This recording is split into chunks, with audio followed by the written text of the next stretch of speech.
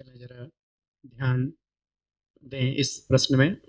यहाँ पर मोमेंट पूछा गया है, हमसे बोला गया है कि आर ए और आर बी की वैल्यू बताइए, रिएक्शन फोर्स आर ए और आर बी बताना है।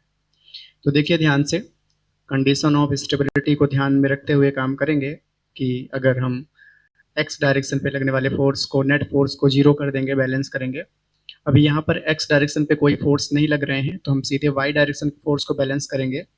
वाई डायरेक्शन पे अगर आप देखें तो ध्यान से देखिएगा बेटा, कितने फोर्स लग रहे हैं। हम यहाँ पर क्या करेंगे, summation of F Y direction पे लगने वाले फोर्स को जीरो करेंगे। तो अगर आप देखें ध्यान से, किसी भी डायरेक्शन को आप ऊपर से लगने वाले फोर्स को या नीचे से लगने वाले फोर्स को आप प्लस कर दीजिए, नीचे से ऊपर जो लग रहे हैं उनको प्लस करेंगे, मतलब plus R A plus R B, और जो ऊपर से नीचे की ओर लग रहे हैं उनको minus 10 minus 10 minus 10 equal to zero कर देंगे। यहाँ से एक इक्वेशन बनाएं तो R A plus R B minus 30 equal to zero, मतलब R A plus R B equal to 30। एक इक्वेशन कुछ इस प्रकार से बनेगी, ठीक है। उसके बाद हम मोमेंट बैलेंस करेंगे। तो किसी भी पॉइंट पे मोमेंट बैलेंस किया जा सकता है। हम ए पॉइंट पे मोमेंट बैलेंस कर रहे हैं, तो मोमेंट हम बैलेंस कर रहे हैं कहाँ पर, एट पॉइंट ए पर, और उसे हम जीरो कर रहे हैं। ध्यान दीजिएगा, मोमेंट बैलेंस करने के लिए आपको जिस पॉइंट पे आप बैलेंस करना चाहते हैं वहाँ पर आपको देखना होगा कि कुछ भी आप मान सकते हैं। देखिए, हम अंगूठा अगर अंदर की ओर होगा, देखिए जहाँ पर पॉइंट बैलेंस कर रहे हैं वहाँ पर हम जा करके समझिए खड़े हो गए हैं। वहाँ पर, वहाँ से उंगलियों को फोर्स जो लग रहा है उस फोर्स की डायरेक्शन में घुमाएंगे, ठीक है। और अंगूठा अगर अंदर की ओर आएगा उसे हम माइनस के साथ लिखेंगे, जब प्लस बाहर की ओर अंगूठा आएगा तो उसे हम प्लस साइन के साथ लिखेंगे।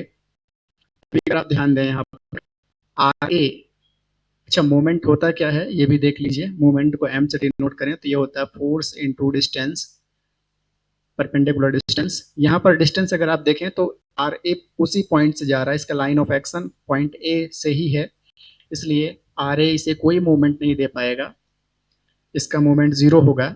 उसके बाद इस 10 न्यूटन को देखें तो ये 10 न्यूटन कुछ इस प्रकार से घुमाने का प्रयास करेगा पूरे इस बीम ए बी को। तो ये अंदर की ओर लग रहा है तो माइनस साइन से लिखेंगे।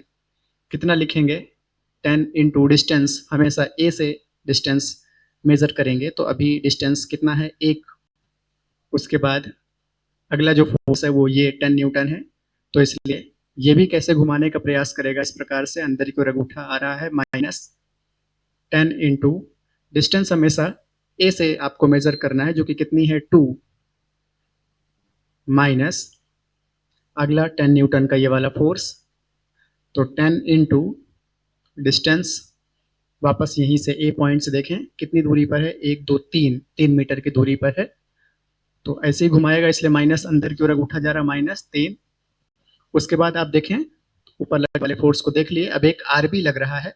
अगर आप आर बी जैसा इसको उठाने का प्रयास कर रहा है, तो अगर आप देखें फोर्स की डायरेक्शन में उंगलियों को घुमाएं तो अंगूठा बाहर की ओर आ रहा है, तो ये प्लस से लिखेंगे आर बी इंटू डिस्टेंस कितनी है, हमेशा ए पॉइंट से मेजर करेंगे आप, 1 2 3 4 मीटर, तो इंटू 4 इक्वल टू 0, ठीक है। आ जाएगा, धीरे धीरे करके आ जाएगा, बिल्कुल कोई बहुत बड़ी बात नहीं।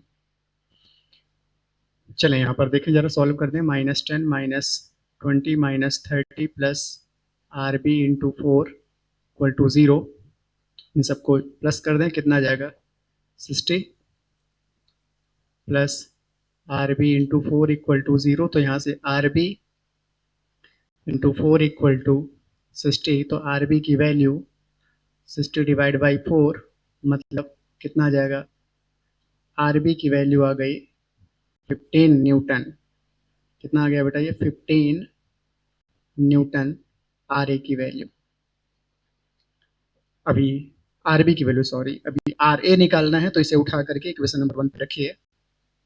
तो इक्वेशन नंबर 1 क्या है, R A plus R B equal to 30, इसका मतलब R A plus 15 equal to 30, तो आर ए की वैल्यू 30 माइनस 15 मतलब आर ए की वैल्यू 15 न्यूटन।